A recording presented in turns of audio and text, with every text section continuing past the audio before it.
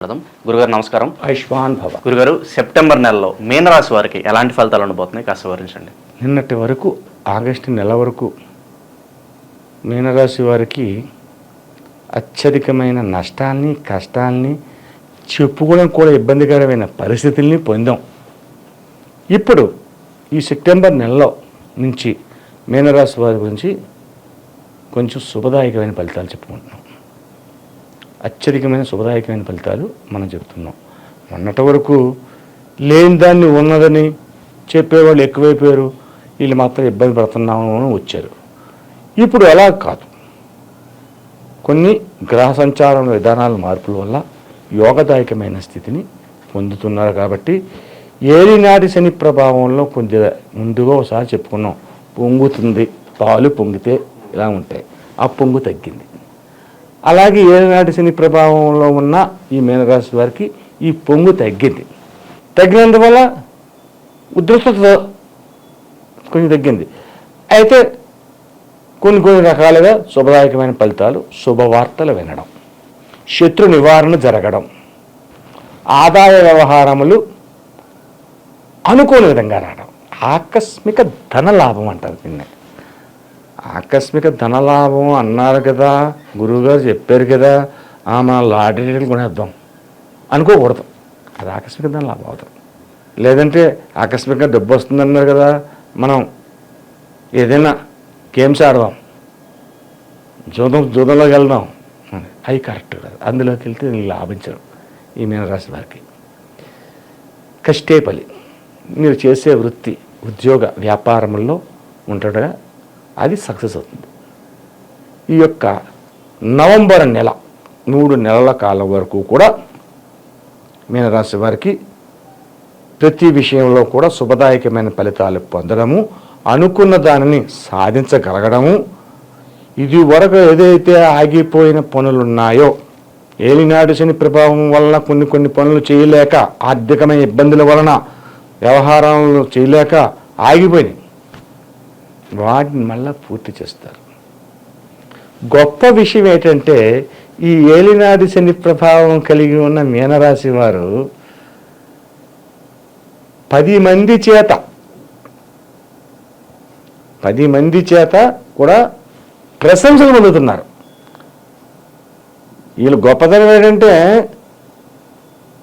ఎవరి దగ్గర కూడా తల దించుకుని ఉండరు, తల ఎత్తుకుని ఉండరు, ఉన్నా లేకపోయినా ఎవరిని ఆశించరు, ఎవరిని విశ్వసించరు. నీ వల్ల నా జరుగుద్ది, నువ్వే చేయాలి, నాకు వల్ల కాదు. ఎవరెవరు పెడతానంటే వీళ్ళు ఒప్పుకోరు. మీనరాశి వారి యొక్క మనస్తత్వ విధానం ఎలా ఉంటుంది అంటే,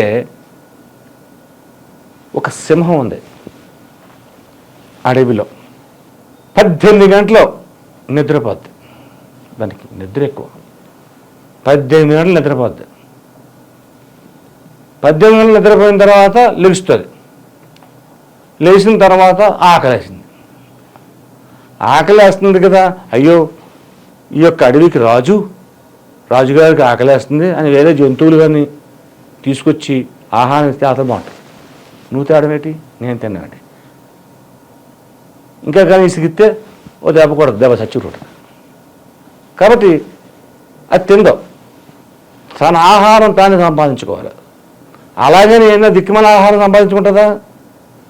వయ్యారంగా పెళ్లి కూతురు ఎలా నడుతుందో, కొత్త పెళ్లి కూతురు అలా నెమ్మదిగా అడుగులు వేసుకుంటా ఆ గజరాజు ఎక్కడ ఉన్నదో ఎత్తుకుంటుంది. ఏనుగే కావాలి. ఏనుగు కనపడగానే ఒక్క ఉదుకి దాని మెడ మీద ఎక్కి ఆ కుంభస్థలాన్ని పంజాతో కొడుతుంది. కుంభస్థలాన్ని చీల్చి ఏనుగు మెదడుని తింటుంది. ఆ తర్వాత ఆకలి కాబట్టి ఇంకేదో కొంచెం తింటుంది. ఆ తర్వాత అక్కడ నిండిపోయింది, అది వదిలేసి అప్పుడు వెళ్ళిపోయి మళ్ళీ పుడుతుంది. అటువంటి మనస్తత్వం వెళ్తుంది.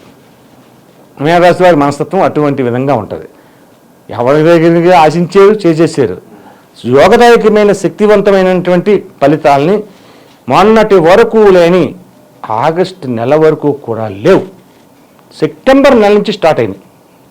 ఈ సెప్టెంబర్ నెల నుంచి వీళ్ళు చెయ్యాలనుకున్న పనుల్ని నిర్విమోమాటంగా చేస్తారు. ఉన్నది ఉన్నట్టు మాట్లాడేస్తారు. ఏం చెప్పాలనుకున్నది స్పష్టంగా చెప్పేస్తారు. ఆడేమనుకుంటాడు, దీనివల్ల ప్రమాదం వస్తుందేమో, ప్రమాదం వస్తే ప్రమాదాన్ని ఎదుర్కోగల శక్తి మన దగ్గర ఉందిలే. డబ్బుని విచ్చలవిడిగా ఖర్చు పెడతారు, ఉన్నా లేనప్పుడు ఖర్చు పెట్టారు. ఏమరా లేనప్పుడు ఎలా ఖర్చు పెట్టాలని గురుగారు అని అడగచ్చు. అప్పు చేసి అప్పులు దొరికితే ఇలాగే ఇలా అడిగితే అప్పు ఇస్తారు. కొన్ని రాసుల వారికి అయితే అడిగిన అప్పులు ఇలాగ అప్పులు దొరుకుతాయి మేనరాశి వారికి. కాబట్టి జలతత్వ రాశిది. ఈ జలతత్వ రాశికి యోగదాయకమైన పరిస్థితులు నవంబర్ నెల దాకా కూడా సంతోషకరమైన జీవితాన్ని పొందుతున్నారు, అనుకూలవంతమైన జీవితాన్ని పొందుతున్నారు.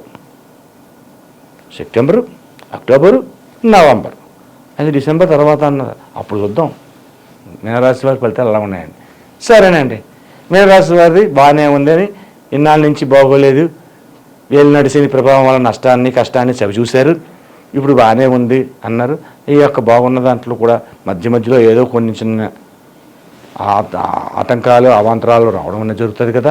ఆ అవాంతరాలు రాకుండా ఈ మంచిని ఇంకా పెంచుకోవాలంటే ఏ రకమైనటువంటి పూజా విధానాన్ని ఆచరించాలి, ఏ రకమైనటువంటి దాన విధానాన్ని ఆచరించాలి. దానంలో కల్లా అన్నదానం చాలా గొప్ప దానం. కాబట్టి మీనరాశి వారు సాధ్యమైనంత మటుకు అన్నదానాన్ని చేయండి. అన్నదానాన్ని చేసి, అలాగే మీనరాశి వారు ఈ యొక్క ఏలినాటి శని ప్రభావం తొలగలేదు, ఇంకా ఉంది. కాబట్టి దక్షిణామూర్తి పటాన్ని తీసుకురండి, దక్షిణామూర్తి గుడికి వెళ్ళండి. దక్షిణామూర్తి ఎక్కడ ఉండి ఎత్తకండి, దక్షిణామూర్తికి అభిషేకాన్ని చేపించండి. శ్రీకాళహస్తి వెళ్ళారనుకోండి, దక్షిణామూర్తి గుడి ఉంది.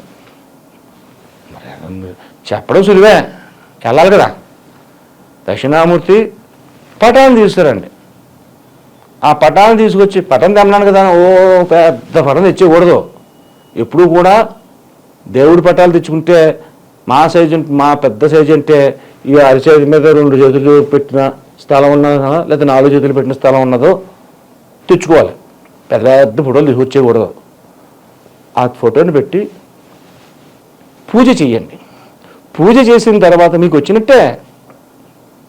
మంత్రాలు చదివితేనే దేవుడికి కరుణిస్తాడు, మంత్రాలు చదవకపోతే దేవుడు శపిస్తాడు అనుకోకండి. పూజ మీకు ఏ రకంగా చేసుకుంటారో ఆ రకంగా పూజ చేసుకోవాలి శ్రద్ధతో. పూజ చేసిన తర్వాత ఎండు ద్రాక్ష పళ్ళు అనే ఉంటాయి. ఆ ఎండు ద్రాక్ష పళ్ళను నైవేద్యం పెట్టండి. కొబ్బరికాయ, అరటి పళ్ళు మీ ఇష్టం, ఏమైనా పెట్టుకోవచ్చు, అది సంగతి తర్వాత. ఎండి ద్రాక్ష పళ్ళు అనేది ఉంటుంది. ఒక రావి ఆకు తీసుకొచ్చి ఆ రావి ఆకులోని అక్కడ పెట్టే రావి ఆకులు కడిగి, ఆ కడిగినది పటం దగ్గర పెట్టి ఎండి ద్రాక్ష పళ్ళు వేసి అందులోని అశుభ్రంగా నివేదన చేయించండి. ఈ రకమైనటువంటి విధంగా దక్షిణామూర్తిని పూజిస్తూ ఉంటే, అంటే పరమశివుడు దక్షిణామూర్తులు అంటే ఎవరో కాదు, అంటే దక్షిణామూర్తి ఆలయాలు తక్కువగా ఉంటాయి. కాబట్టి ఈ రకమైనటువంటి పూజలు చేస్తే అత్యధికమైన శుభదాయకమైన ఫలితములు ఇంకను ఎండి ద్రాక్ష పండు నైవేద్యం పెడితే జరిగే విధానం వల్ల ఇది జరుగుతుంది. అయితే కొబ్బరికాయ, అరటి పళ్ళు ప్రసాదం పెట్టింది పౌరులు ఎవరికైనా పెట్టచ్చు, పక్కింటి వాళ్ళకి పెట్టచ్చు, ఎదురింటి వాళ్ళకి పెట్టచ్చు, అని చేయొచ్చు.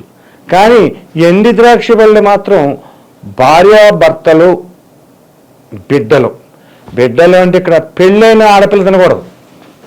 పెళ్ళైన ఆడపిల్లకి ప్రసాదం పెట్టకూడదు. పెళ్లి కాని పిల్లకే పెట్టచ్చు, కోడలకి పెట్టచ్చు. మన ఇంటికి వచ్చినట్టు గోత్రం మంది అయిపోయింది. మా ఆడపిల్ల ఇంకో ఇంటికి వెళ్ళిందంటే గోత్రం మారిపోయింది. అంటే కాలేదు, ఆడపిల్ల అంటే ఆడపిల్ల అర్థం. ఆడపిల్ల అంటే స్త్రీ అని కాదు, అక్కడ ఆడపిల్ల అక్కడదే అని అంటారు. అందుకని చేసి పెళ్ళైన పిల్లలకు పెట్టండి. ఎప్పుడైతే ఈ రకంగా ఈ ద్రాక్ష పళ్ళ నైవేద్యాన్ని సేవిస్తారో అత్యధికమైన శుభ ఫలితములు మీనరాశి వారు మెండుగా పొందగలుగుతారు. ఇంకా కూడా ఇంతకాలం మీరు పడిన కష్టం 23 నవంబర్ నుంచి మీరు పడ్డ కష్టాలు ఈ రోజు నుంచి తీరడానికి అవకాశం ఎక్కువగా ఉన్నాయి. సోదాయకమైన ఫలితాలు పొందుతున్నారు. సర్వే జన సుఖినో భవంతు, సర్వే జన సృజనో భవంతు. సెప్టెంబర్లో మీన రాశి వారికి ఎలాంటి ఫలితాలు ఉంటాయి, అలాగే వారు చేసుకోవాల్సిన పరిహారాలు వివరించినందుకు ధన్యవాదాలు గురుగారు. ఆయుష్మాన్ భవ.